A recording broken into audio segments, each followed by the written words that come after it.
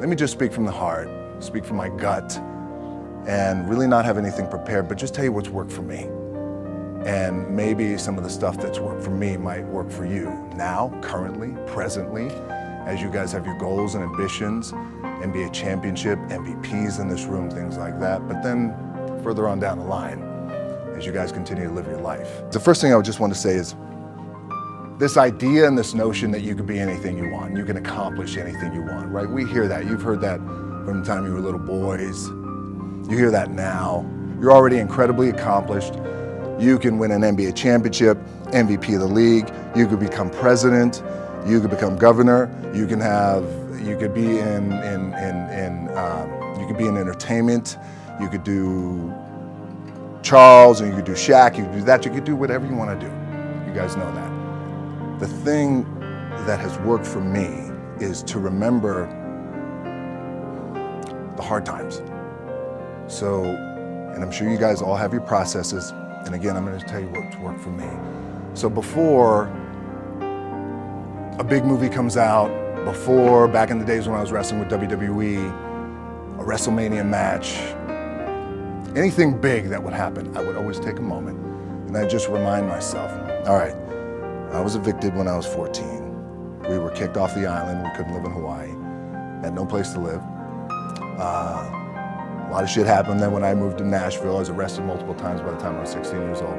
Like, I remember that. If I were playing on this team, which my skills are, what's that term? Oh, the shits. So I never play. But before I lace up, before I get into court, before I play in these big games, before I go to the Staples Center, where history is there, those are historic walls there at the Staples Center. I would remember that, and it allows me then to be present in the moment and understand, holy shit, the stuff I have around me right now, this is the shit that I dreamed of when I was a kid. I am here. I played for University of Miami, played for great teams. Warren Sapp, Ray Lewis, they were my teammates. They were balling. Warren Sapp was playing tight end that time. I was starting defensive tackle. Yeah. They moved him over to D-line. And he looked at me, he's like, yo, dude, I'm gonna take your spot. I said, you ain't taking my fucking spot. He said, I'm gonna take your spot. I said, no, you ain't. We battled, and he took my spot. Now you can imagine how that fucked with me, because there goes my opportunity. He went in, switched to defensive tackle, lit the world on fire. Well, what that did, it crushed me, it crushed my dreams. I had a piss poor senior year, zero production, no NFL, no combine invite, nothing. Finally went to the CFL, Calgary Stampeders, making $250 a week Canadian.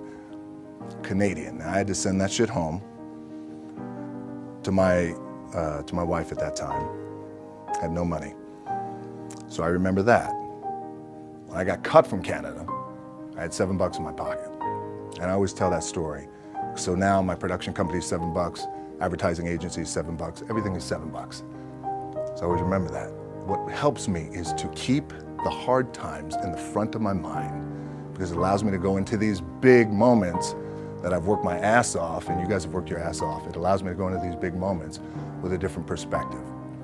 What it also does for me, and again, this is what works for me. Like, I keep my back, excuse my language, my back is up against this motherfucker every day. It's against this fucking wall. Excuse my language. Ladies in the room. But it's up against this motherfucker because it's what I believe in. And when my back is against this motherfucker, then there's nowhere to go. But that way. That's it. So I feel like this could be something, an ideology and mindset that could help you, if you look at it that way.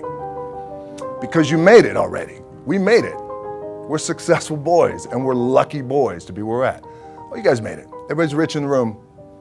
Nobody's gonna get evicted anymore. Anything you got, there's no more money problems, right? You got a lot of hands out now. Hey, can I get a little bit? Can I get a little bit? Right, that happens. But when you make it, for me, I need this. I need this. So every day, my back is up against this motherfucker, and this is how I operate. Now, doesn't mean you don't smile, doesn't mean you don't laugh and joke, right? You're happy, I'm a happy guy.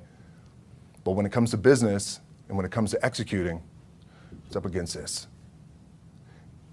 And I got to go that way. And I don't give a fuck who is in front of me. They're not going to stop me.